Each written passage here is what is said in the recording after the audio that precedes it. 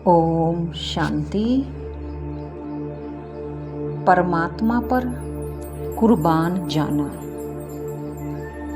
आज हम ज्ञान के अनुसार समझते हैं कि कुर्बान जाना किसको कहा जाता है। कुर्बान जाने का मतलब ही है वो जो है जैसा भी है उसे यथार्थ रूप से जानकर उस जैसा स्वयं को बनाकर उस पर कुर्बान जाना।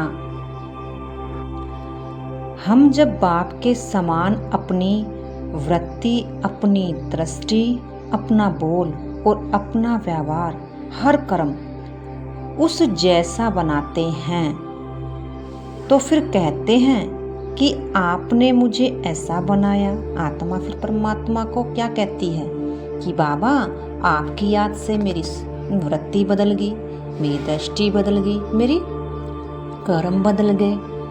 फिर कहते हैं कि आपने मुझे ऐसा बनाया, मेरा हर कर्म व्यवहार जो भी मुझे आपका बनने के बाद प्राप्ति हुई है, ये सब मैं आत्मा आपको अर्पण अर्थात कुर्बान करती हूँ।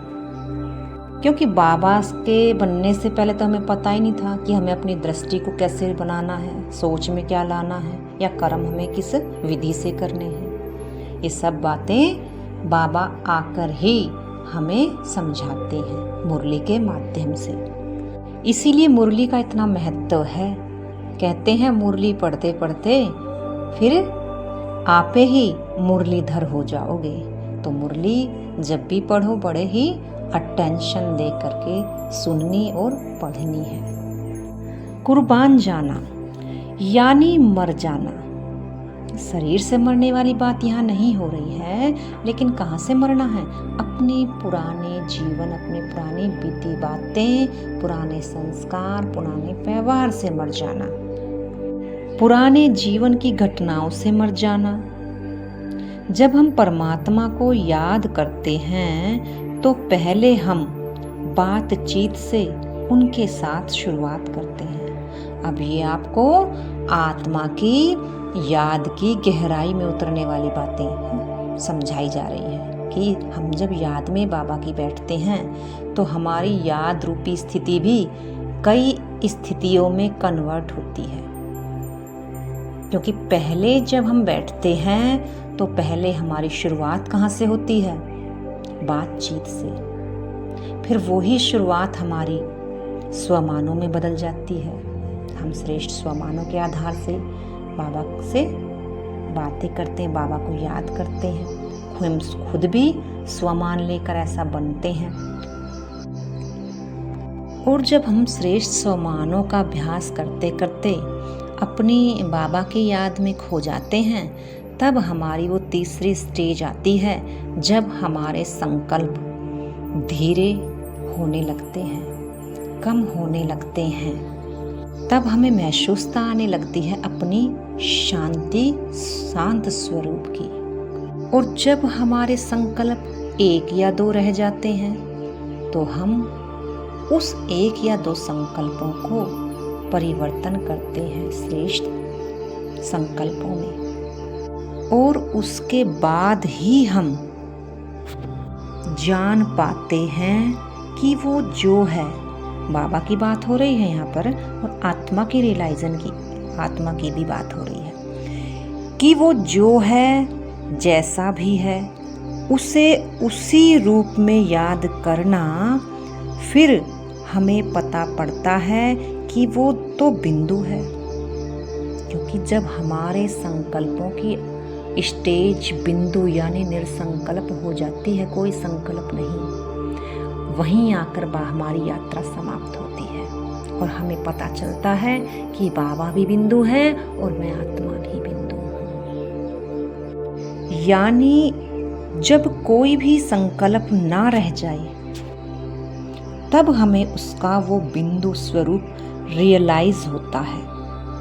इसीलिए आत्मा को और परमात्मा को महसूसता की शक्ति से ही हम पूरा जान सकते हैं।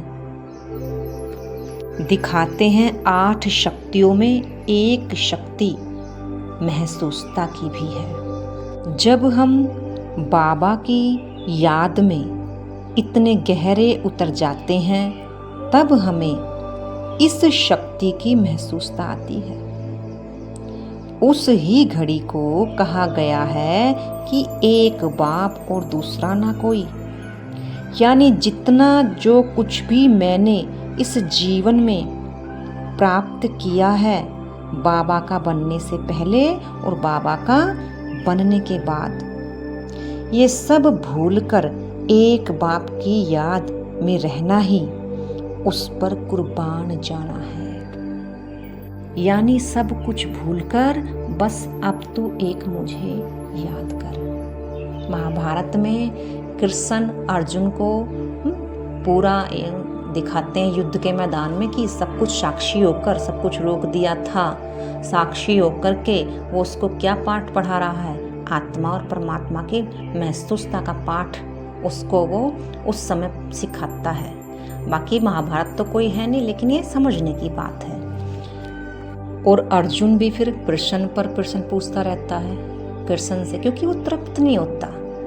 लेकिन एक समय आता है जब उसके वो प्रश्नों से पार होकर के तृप्ति को पाता है। तब लास्ट में आकर वो क्या कहता है कि हे माधव, कृष्ण को जो भी वो उससे पुकारता है कि हे अब मैं आप जो कहोगे मैं वो ही करूँगा। ऐसे ही हमारी भी हालत होती है, क्योंकि बाबा के ज्ञान में आने के बाद हमारे भी बहुत प्रश्न रहते हैं। और मैं तो ये मानती हूँ जितने प्रश्न होंगे उतना ही आप प्रश्नों से पार होते चले जाओगे, क्योंकि एक अच्छा स्टूडेंट वो ही है जो अपने टीचर के पास कॉपी पेन लेकर खड़ा रहे। क्योंकि होशियार बच्चा किसको मानेंगे? जिससे अपने प्रश्न का उत्तर जानने की इच्छा हो, बार बार कहे टीचर जी मुझे ये बताओ, तो बच्चा हमेशा आगे ही जाएगा। क्यों? क्योंकि उसे जानने की इच्छा है। तो हमें भी क्या करना चाहिए? अगर हमारे मन में कोई भी प्रश्न है किसी भी बात को लेकर, क्या करना चाहिए? बाबा के सामने बैठ जाओ, योग में बैठ जाओ या कभी भी बैठ जाओ, किसी भी समय, लेकिन बैठो तो पेन कॉपी लेकर बैठो और जो भी थॉट आए उसको लिखना शुरू कर दो। तो आप देखना कि परमात्मा आपके सभी सवालों का जवाब दे रहे हैं और आप आत्मा लिख कर रखोगे तो बाद में आप पढ़ सकते हो। क्योंकि आपको पता होगा हमारे मान लो संकल्प जितने भी दिन भर में आते हैं, हमें पता भी नहीं होता कि 1 घंटे पहले मेरे को क्या संकल्प चला या आधा घंटे पहले कौन से संकल्प मेरे अंदर आए। क्योंकि संकल्प की गति ऐसी होती है, आया और चला गया।